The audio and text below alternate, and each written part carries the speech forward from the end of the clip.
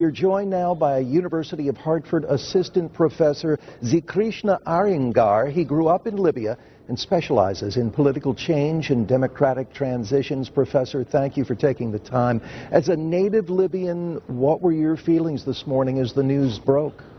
Well, I had sort of mixed feelings. I was happy that he had died, but I was sad that he had to go this way. I grew up out there and with, some kind of a positive image about him. Of course, I've been seeing the news, and he's obviously not the kind of person he turned out to be when I was young. When you say you grew up with a little bit of a positive image, why don't you share that with us? What was that?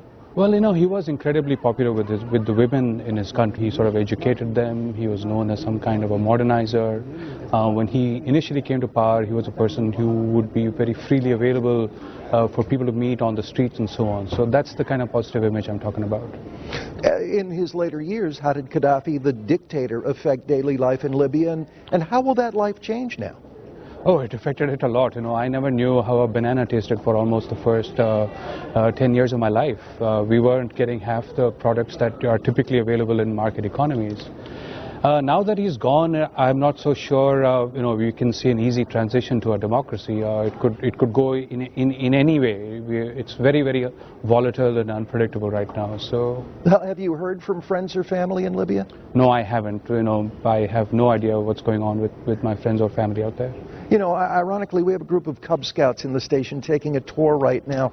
If you could explain to them the difference between growing up under a dictator and living in a democracy, what would you tell them?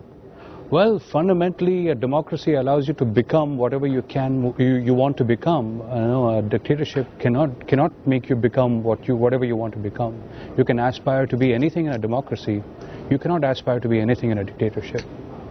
Now, what's next for Libya, its place in Africa, and its place in the world? You said it's not going to be an easy transition. I think, it's a very volatile situation because this country has never sort of seen a nationalist movement of any sort. We do see rebellious forces, and all they've done is basically overthrow Gadhafi. And I think the bigger challenge is now as to what they're actually going to do. We don't know who the elites are, what kind of a sort of nation they've imagined themselves to be, what kind of a institutional design they seek to sort of put together. So all these things are up in the air. So it's really very unpredictable. And we don't really know who's also powerful out here and who will exert that kind of legitimacy for people to follow. Well, we'll watch it unfold together. Srikrishna Ayyangar from the University of Hartford, thank you so much for your insight and perspective. We appreciate it. Thank you. Coming up at 6.